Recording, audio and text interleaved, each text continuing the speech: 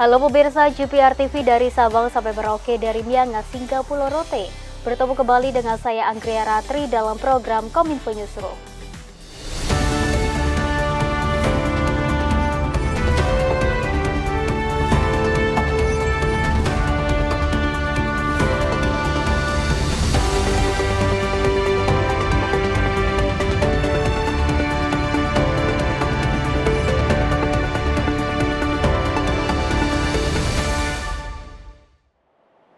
Kita ke informasi yang pertama pemirsa. Menteri Koordinator Bidang Pembangunan Manusia dan Kebudayaan Muhadjir Effendi mengimbau masyarakat untuk tidak tergoda meminjamkan nomor rekening bank demi mendapatkan imbalan.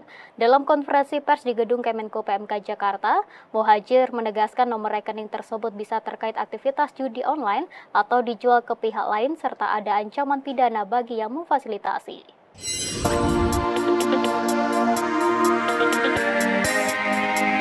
Menteri Koordinator Bidang Pembangunan Manusia dan Kebudayaan sekaligus Wakil Ketua Satgas Pemberantasan Perjudian Online Muhadjir Effendi mengingatkan masyarakat untuk menolak permintaan peminjaman rekening karena berpotensi digunakan untuk transaksi judi online. Dalam konferensi pers usai menghadiri rapat koordinasi pengarahan tentang pencegahan perjudian daring di kantor Kemenko PMK di Jakarta, Muhadjir mengingatkan masyarakat apabila mereka meminjamkan rekening untuk transaksi judi online, tindakan tersebut dapat diartikan sebagai langkah memfasilitasi seseorang untuk berjudi secara daring dan akan terancam hukuman penjara. Dan ingat bahwa orang yang memfasilitasi judi online itu penjara. Jadi ancamannya 6 tahun menurut Undang-Undang IT pasal 45 ayat 2 atau denda 1 miliar.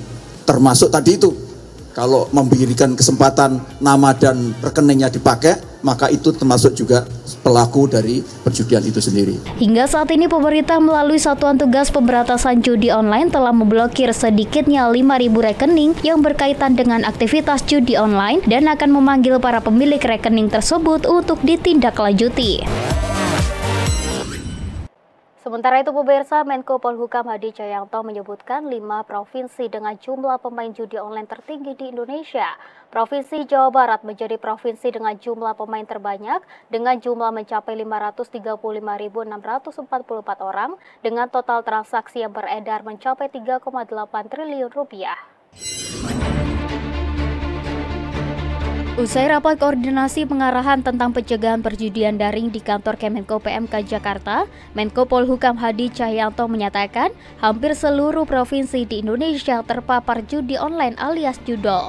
Berdasarkan data Pusat Pelaporan dan Analisis Transaksi Keuangan, ada 5 provinsi dengan jumlah pemain dan transaksi judol terbesar di Indonesia. Kelima provinsi tersebut diantaranya pertama Provinsi Jawa Barat dengan pelaku sebanyak 535.644 dan nilai transaksinya 3,8 triliun rupiah. Provinsi kedua adalah Daerah Khusus Jakarta, pelakunya sebanyak 238.568 dengan total 2,3 triliun rupiah. Ketiga yakni Jawa Tengah dengan jumlah pemain 201.963 dan jumlah transaksi mencapai 1,3 triliun rupiah. Keempat yakni Provinsi Jawa Timur, jumlah pemainnya ada 135.227 dan angka keuangan mencapai 1,51 triliun rupiah. Dan yang kelima yakni Banten, pelakunya 150.302 dan uang yang beredar di sana adalah 1,22 triliun rupiah. Hadi juga menyebutkan 5 kabupaten kota dengan jumlah transaksi peredaran uang terbanyak. Sedangkan tingkat kabupaten, kita ambil 5 yang terbesar saja, yaitu Kota Administrasi Jakarta Barat, 792 miliar. Kota Bogor, 612 miliar. Kabupaten Bogor, 567 miliar. Jakarta Timur, 480 miliar. Jakarta Utara, 430 miliar. Terlepas dari 5 provinsi hingga kabupaten ini, Hadi menegaskan sebenarnya semua provinsi sudah terjangkit judi online. Oleh karena itu, pihaknya bakal mengumpulkan seluruh camat hingga kepala desa se-Indonesia agar terlibat dalam pemberantasan judi online.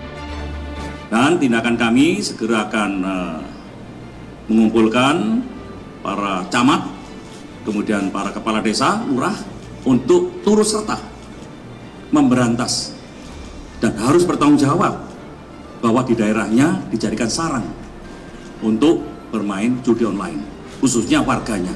Dan nanti akan kami berikan namanya, nomor handphonenya, alamatnya di mana.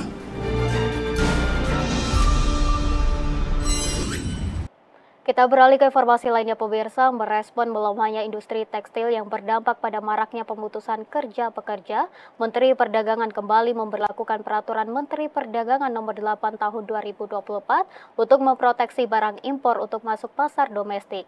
Mendak menilai selama ini banjir barang impor dinilai menjadi biang kerok utama ambruknya industri tekstil.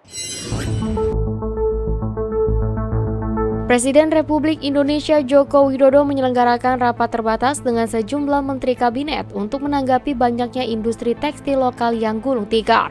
Di kesempatan itu, Menteri Perdagangan Zulkifli Hasan menyatakan bahwa pemerintah akan mempertimbangkan kembali Peraturan Menteri Perdagangan Nomor 8 Tahun 2024 yang merupakan perubahan atas Permendak Nomor 36 Tahun 2023 tentang kebijakan dan pengaturan impor.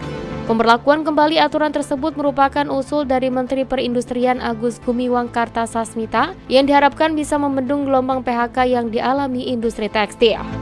Tapi tadi disepakati kita pakai instrumen pengenaan untuk TPT dan pakaian jadi, kemudian elektronik, alas kaki dan keramik, ya, tas, ya alas kaki, tas beda ya, tas, alas kaki, pakaian jadi, keramik, elektronik dikenakan BMPT dan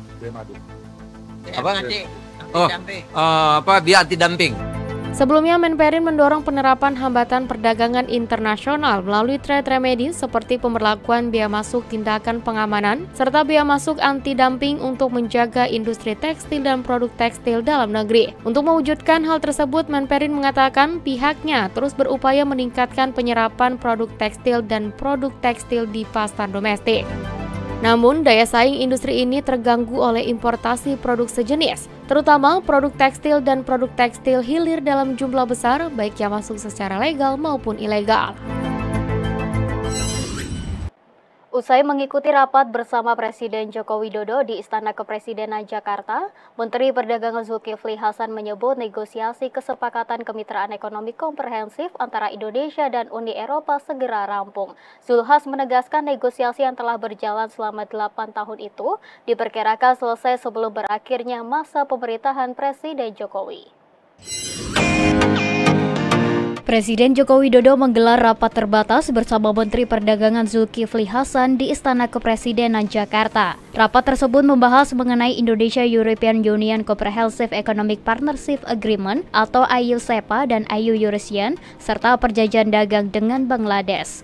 Usai rapat, Menteri Zulhas mengungkapkan ada sejumlah permintaan dari Uni Eropa terkait kerjasama perdagangan tersebut. Salah satunya yakni pembebasan tarif impor produk susu dan keju dari Uni Eropa ke Indonesia. Sementara itu, proses negosiasi kesepakatan kemitraan ekonomi komprehensif atau SEPA antara Indonesia dengan Uni Eropa akan rampung dalam waktu dekat dan Zulhas optimis akan selesai pada pemerintahan Presiden Jokowi. Sebelumnya, negosiasi Indonesia dan Uni Eropa sempat terhambat akibat sejumlah perbedaan pendapat terkait beberapa komoditas. Namun kini menurut Mendak tak banyak lagi perbedaan signifikan yang masih menjadi kendala dalam proses tersebut. Kesepakatan kemitraan ekonomi komprehensif tersebut diharapkan dapat menjadi instrumen perluasan aktivitas perdagangan antara Indonesia dan Eropa, memperkuat hubungan ekonomi serta membangun kemakmuran bersama yang berkelanjutan.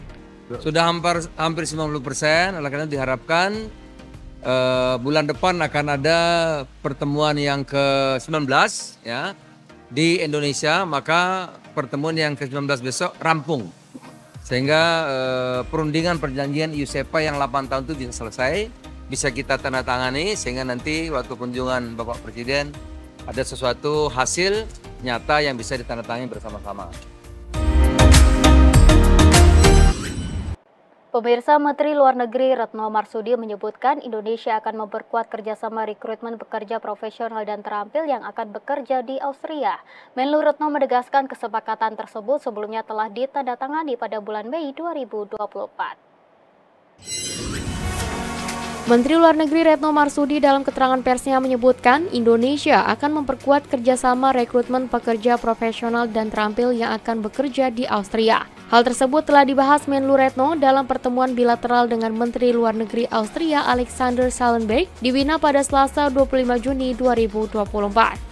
Austria saat ini menghadapi tantangan shortage workforce atau kekurangan tenaga kerja yang diestimasi memerlukan sekitar 15.000 tenaga kerja dari negara non-UE hingga 2027. Oleh karena itu, Menlu Retno mendorong agar implementasi kerjasama tersebut dapat segera terrealisasi untuk membuka akses pasar tenaga kerja Austria bagi pekerja terampil dari Indonesia. Menlu Retno menegaskan kesepakatan tersebut sebelumnya telah ditandatangani pada bulan Mei 2024 lalu. Kini, Indonesia akan fokus pada persiapan SDM yang mencukupi kualifikasi untuk mengisi posisi tenaga kerja profesional di Austria tersebut. Hal kedua yang saya bahas dengan Menteri Luar Negeri Austria adalah kerjasama pendidikan dan pengembangan kapasitas. Terdapat sebuah kerjasama baru yang sangat bermanfaat bagi Indonesia, yaitu kerjasama rekrutmen pekerja profesional dan terampil untuk bekerja di Austria. Indonesia dan Austria telah menandatangani MOU rekrutmen pekerja profesional dan terampil pada bulan Mei lalu. Austria saat ini menghadapi tantangan shortage workforce atau kekurangan tenaga kerja yang diestimasi memerlukan sekitar 15.000 tenaga kerja dari negara non-UE hingga 2027. Untuk itu saya dorong agar implementasi kerjasama ini dapat segera terrealisasi untuk membuka akses pasar tenaga kerja Austria bagi pekerja terampil dari Indonesia. Pemirsa, kami akan segera kembali dengan informasi lainnya. Tetaplah di Kominfo Newsroom.